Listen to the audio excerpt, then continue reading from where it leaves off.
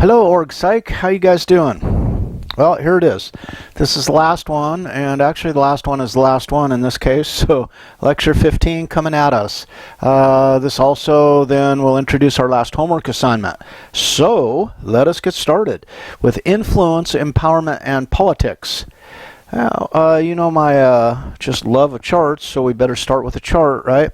And one thing that's important in understanding the ability to influence others that really gives you a leg up is if you create some kind of mutuality of interest. That is, if you're interested in something that the person you're trying to influence is interested in, your interests kind of dovetail, then you'll probably have more success in trying to influence that person. Now, as a leader, right, and remember, when you're a leader, you lead from ahead. So if you want to influence, one of the tools in your toolkit as a leader is to create mutuality of interest, right? So we create situations that are win-win, that we find ways where we ask someone to do something that benefits them as well as benefits our organization. Right? So we try to align self-interest with organizational interest, organizational goals, right? And this can inspire cooperation, and this is something that is another part of a leader's toolkit, right? And we need to sell a long-term vision. There's a lot of bumps in the road. There's a lot of obstacles. There's a lot of unpleasantness that we have to deal with. But if we talk in terms of long-term goals, then it softens those bumps in the road. They don't seem as high as they would if people were operating moment to moment. So self-interest, as you can see on the chart, usually creates a climate of destructive competition and suspicion. And by now most people are aware that I'm no fan of competition. I don't believe there's a single instance where competition has produced a superior outcome to cooperation in the same context, right? So this is what we're talking about, is fostering a climate of cooperation, right? So when we look at the organization and the contributor in the individual groups, I have a decided preference for influence rather than political tactics. Because with influence, what we're trying to do is create a climate of openness, cooperation, and trust, right? And through this, what we can see is we effectively empower people, we motivate people, we build and use the teams, we enhance our communication strategies. All of these are components of leadership, and all of these lead to this mutuality of interest. So when we sell an idea to someone, when we say, hey, we want you to do this, we provide an explanatory rationale that conforms to a big picture and meets their needs as well as the needs of the organization. So we align these factors and then create this mutuality of interest.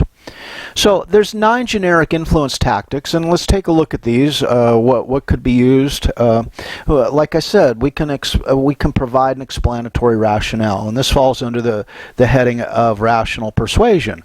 We use facts, we use reason, we use logic to attempt to influence our influencee, right? We can also use inspirational appeals, so we can appeal to values, ideals, and emotions in our people.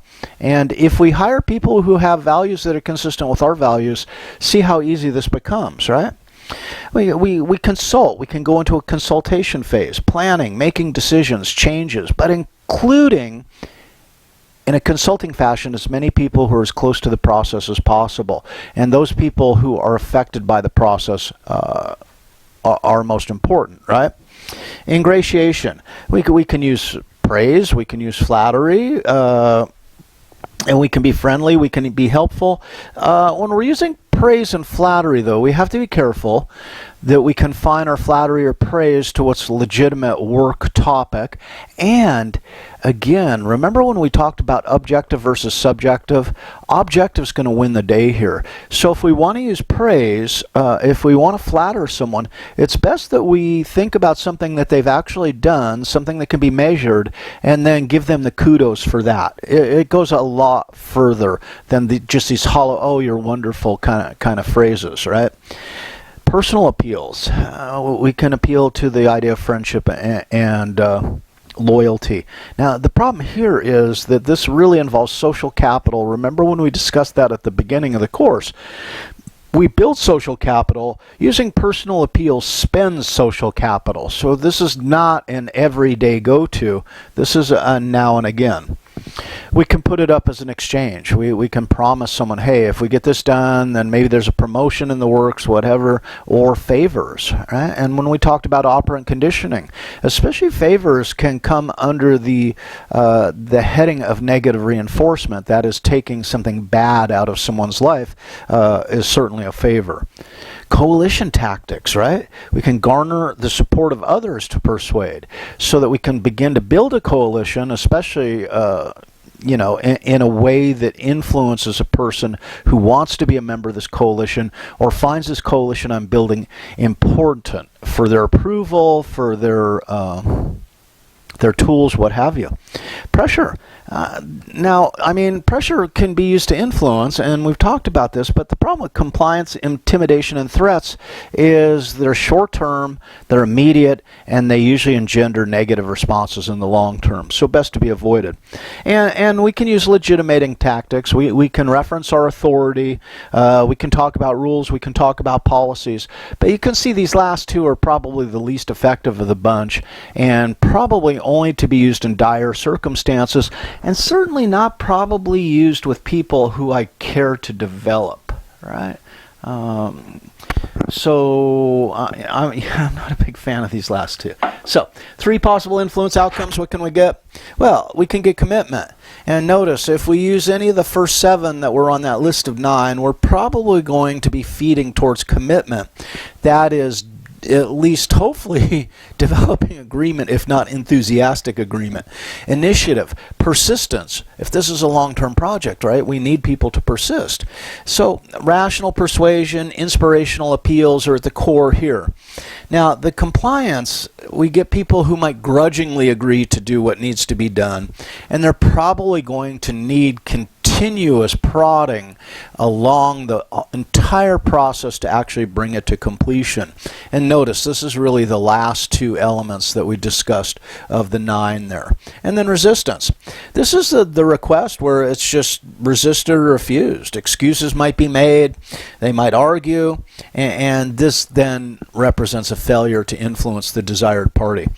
So selling the need and benefit increase intrinsic motivation and increase potential for commitment, and especially through that process of the inspirational and the rational persuasion. So, and if you want to learn more about this, you can always take psychomotivation, because we discussed this in much greater detail. Let's talk some social power. Social power is the ability to get things done with human, informational, and material resources. Okay? So, it's derived in part from social capital, which I referenced just a slide or 2 ago. Personalized versus socialized power, what are we talking here? Personalized is directed at personal gain, right? Socialized is directed at helping others. So we see selflessness versus selfishness playing out to some degree here.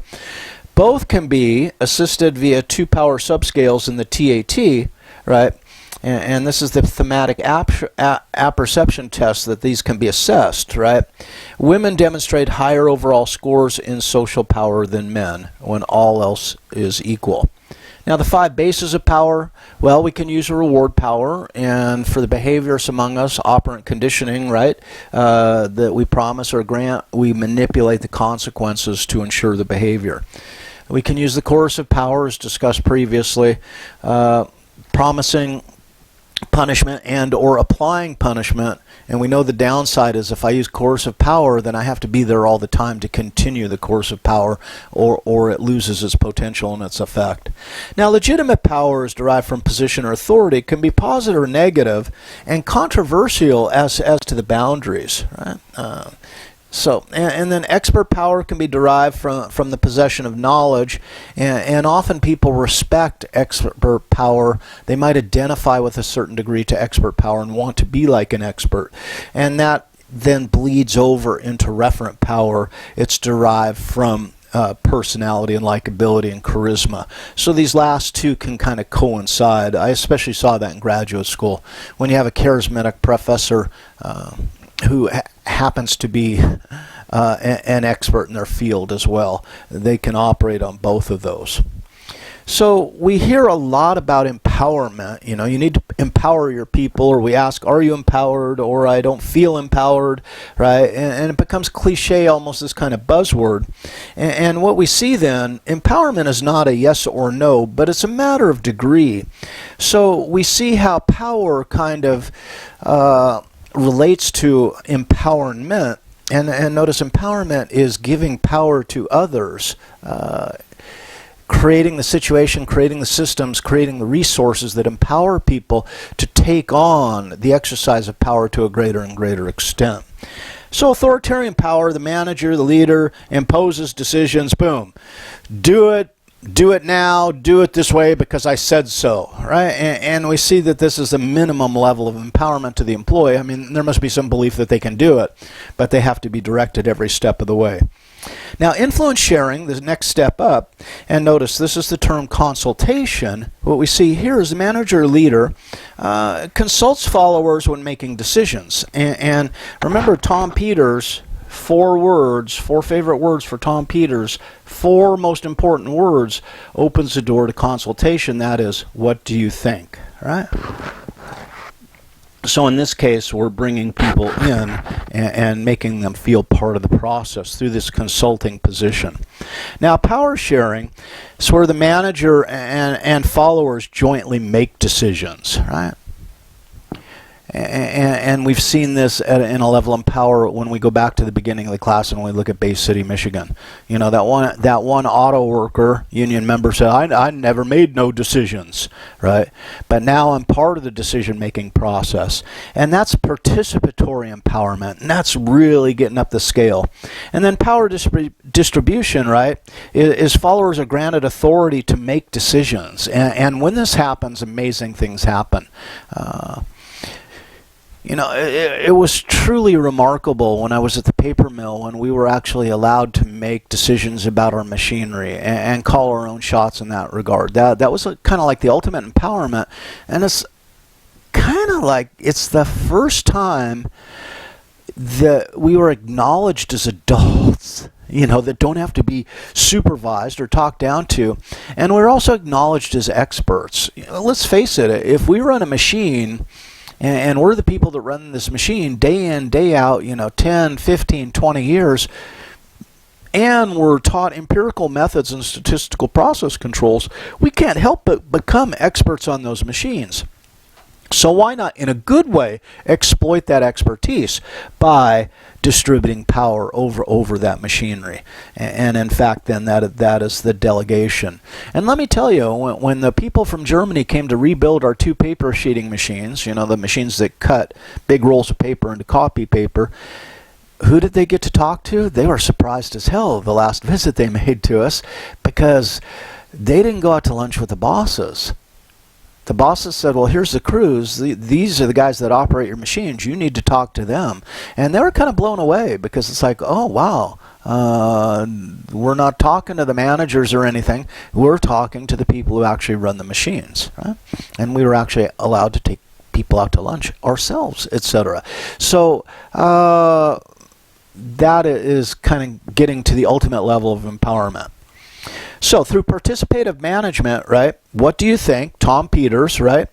And this is consistent with Maslow and Alderfer, that people have a growth motivation or self-actualization by asking them what they think and actually caring and listening to the response and doing something about it, right?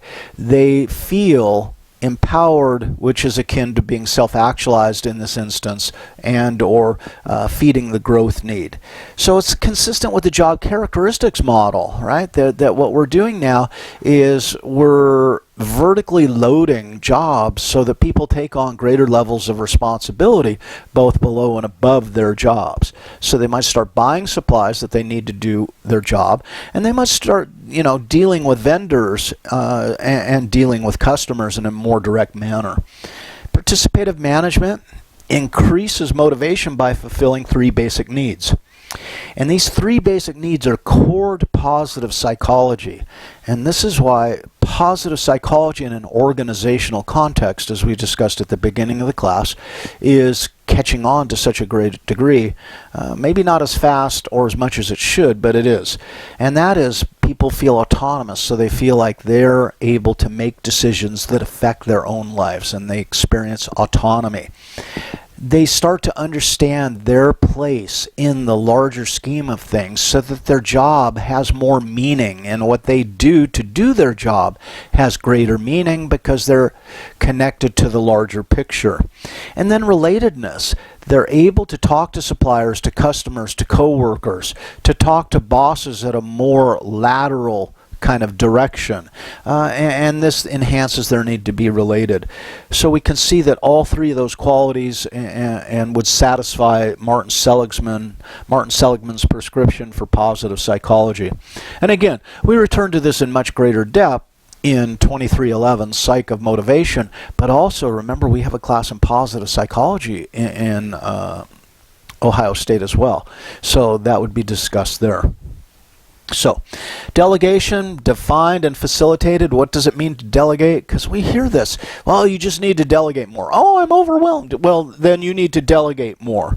And well, why don't people just delegate? Because it seems like a good way to go. If I delegate responsibilities, right, in a humane fashion, then it should build a person's sense of autonomy, competence, and relatedness. I'm doing a good thing for them, right, as long as I'm not just dumping work on them, but I'm giving them additional responsibility, but authority concomitant with that responsibility, right? So we grant decision-making authority, not just extra work, to people at lower levels as kind of a definition of delegation. And it is power distribution, and we see that that was one of the highest levels of empowerment on a previous chart. It can lighten the supervisor's load while developing employee abilities. And this is something that instructors deal with, right? To what extent, right, do I empower, let's say, my course assistant? What is the nature of our relationship? What extent do they participate in the course? Are they merely slaves to do grading? Or are they people who get to participate in the design process? And our system kind of facilitates the former and doesn't do a real good job of facilitating the latter. But we're working on it, right? And we understand the importance to our course assistants. So delegations facilitated by competent employees, that is, people who are skilled, right, and who are properly trained. Employee and manager share task objectives, so it's not like the manager keeps the objectives hidden and tries to trick the employee into matching those objectives. This is something they've discussed together, right? The long-term relationship between the manager and the employee is cultivated, right? And again, this helps build social capital and kind of reduces the cost of spending social capital. Lower level person already at the supervisor level, right? And that is so that what we do is we have a straighter path to delegation under those circumstances. And look for employees that demonstrate personal initiative, and that this is all important. And I'll tell you a quick story of how this goes down. When I was at the first paper mill, when I was at Boise Cascade Salem, about the second year, we had a horrible safety record. We had all kinds of injuries. We were the worst of all Boise's mills, all of Boise's mills. A lot of people got hurt, and not horrendously, but these are still called lost time injuries, where someone had to stay home from work as a result of their injury. And those are the injuries that counted. And I remember Pete Muhlveld, our manager, he was under pressure, and he had a meeting with us, and he said, look, you know, we got to get this safety. We can't be hurting ourselves and each other at work. We have to become more safe. For the humane aspect right off the bat, but it's also more efficient, it reduces costs, and it improves the reputation of the mill. And he says, if anyone, please, has any ideas about how we can make ourselves more aware of safety, so much the better. And I remember driving home, and it just kind of came into my head, you know, that flash of inspiration. I said, wow, what if we had a safety a safety suggestion contest. And I mean, it doesn't have to be a big contest. We could give away shirts or windbreakers or whatever the hell else Boise Cascade logo items we have, right? But we could put up a Dropbox and we could have people write up safety suggestions. They could put them in the Dropbox. We could review them on a monthly basis. We could start a safety committee who reviews and then awards the prizes. But beyond that, then the safety committee would be responsible for helping management implement these safety ideas, these preventative measures.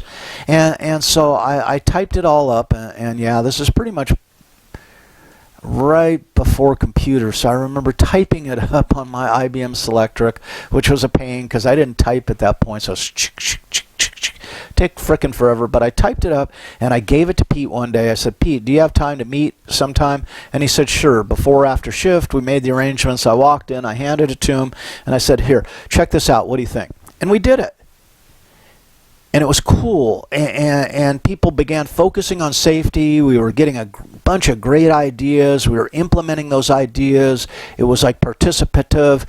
Pete had done, and his supervisors had done a really good job with supporting and providing the resources for this. And within a year or two, we became the safest mill in the West. We went 2 years without a single accident. All right? Now, one thing I was doing was demonstrating initiative. Right? The manager said, we need help. So, took a risk and attempted to provide some help. It worked out okay. Sometimes it doesn't. Sometimes the idea sucks, and you know, the person says, wow, thank you for bringing that to me, and here's how it's not going to work, you know. So that's always the issue. But demonstrate the initiative, and what it also did is it built a very strong relationship between Pete and I. Right? Tremendously strong rapport developed out of that over time, and that eventually got me noticed to get my job and promotion into the Wallula mill. Right? Not only was it good for me, it was good for the mill, it was good for Pete. And notice, this is a mutuality of interest. Everyone won in this. There wasn't a single loser in the batch. Right? So you develop trust. And this is what set me on my path to college, because at some point Pete recognized that and said, Mark, you should go to college.